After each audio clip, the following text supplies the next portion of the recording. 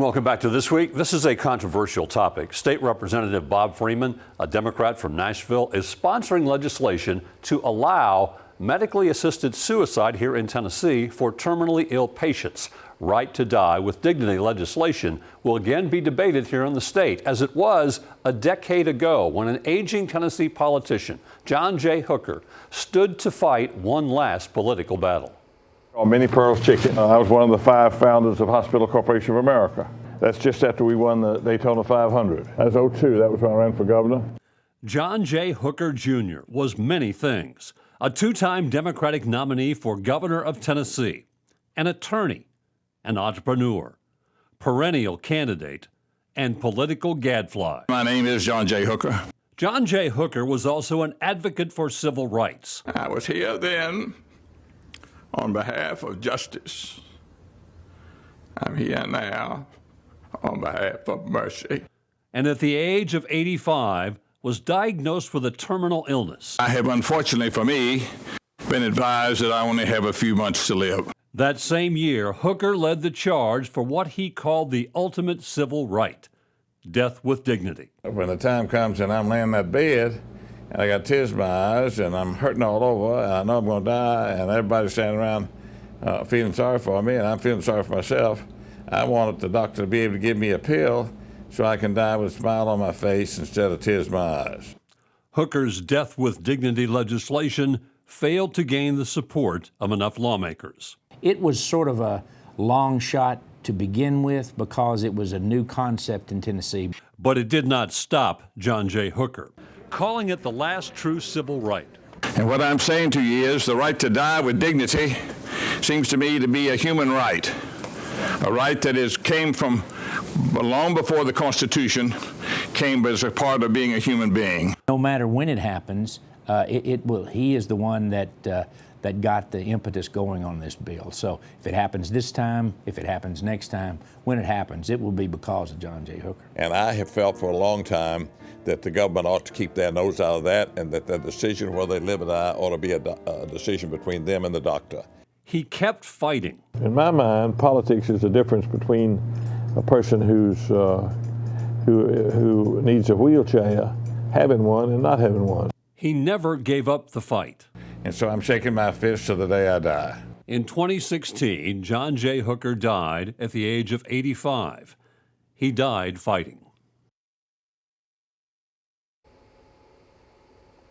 Before he died, after losing the legislative battle, Hooker sued the state, saying the right to die was the last great civil right, and the state constitution guaranteed him that right. With well-respected lawyer, former U.S. Attorney, former Judge Hal Hardin as his attorney, Hooker sued the district attorney, governor, and attorney general for the right to die. John J. Hooker was a fighter to the very end.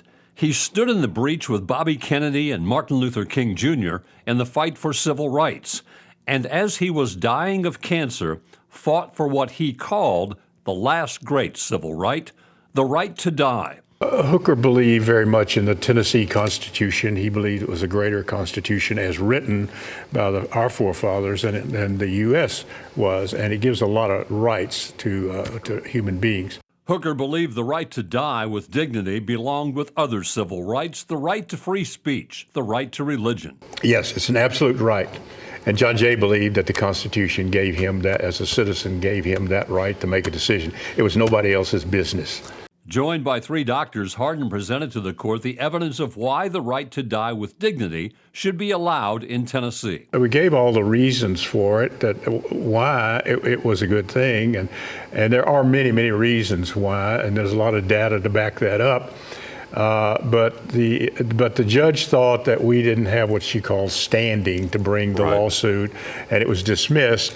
And unfortunately, John Jay died before we could appeal it, and so we had no client, and so the lawsuit just died with it. And because I believe that we would have won it on appeal. Hardin says the real issue was not dying, but rather being in control of your death. I believe to this day that John Jay, if he had won that case and he had gotten a prescription, that he would not have used it. It's just 33% of the people that get this prescription never use it. It's just a comfort. Right. If things get going really bad, I know I've got this and I can check out at any time I want to, or I can make a decision not to. Hardin says Hooker was ahead of his time with this fight. And the latest polls that I have seen on this, the majority of the world's population agree with this, that it should be done. There are 11 states in the United States that have approved this. Hooker was a fighter, and he looked to all sides for help in this fight. And John Jay was very careful about it. He even went to see religious people, say, is this against God's rule? And they said no. Hal Hardin does not believe John J. Hooker fought this fight in vain. Hardin believes the fight Hooker fought will lead to success eventually. And someday people, I think it'll pass someday. I really do. Because if the people, once they understand that there's no downside to this, they'll go for it, I believe. Stay with us. This Week continues in a moment.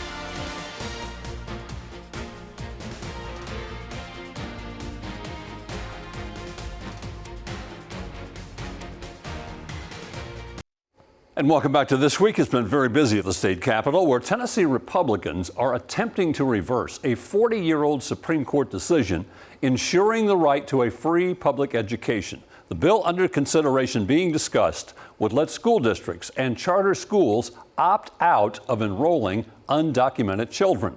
News 2's Mai Owens looks at the impact this bill could have. For the past 40 years, it's been a guarantee.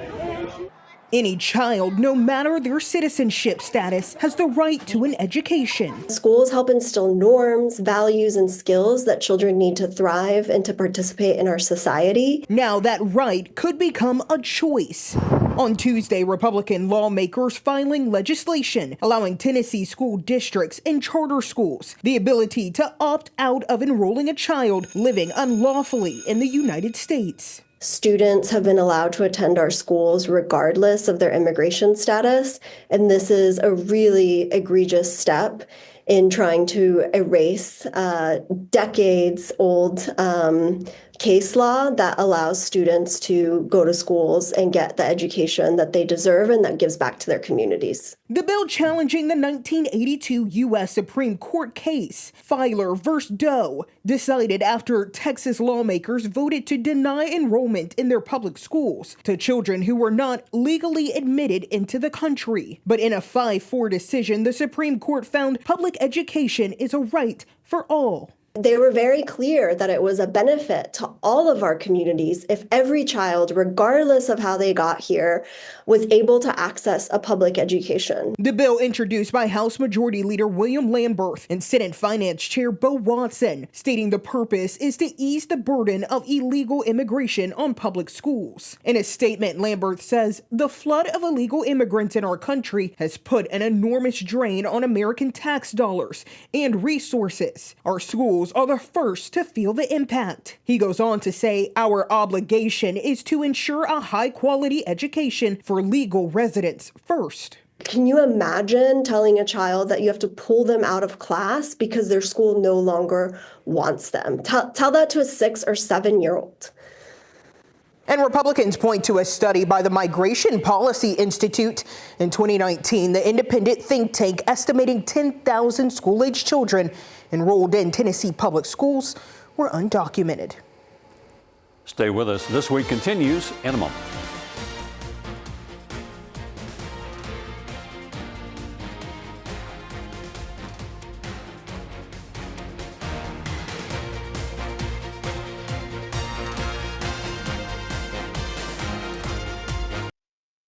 I want to thank you for spending part of your weekend with us. That will do it for another edition of This Week.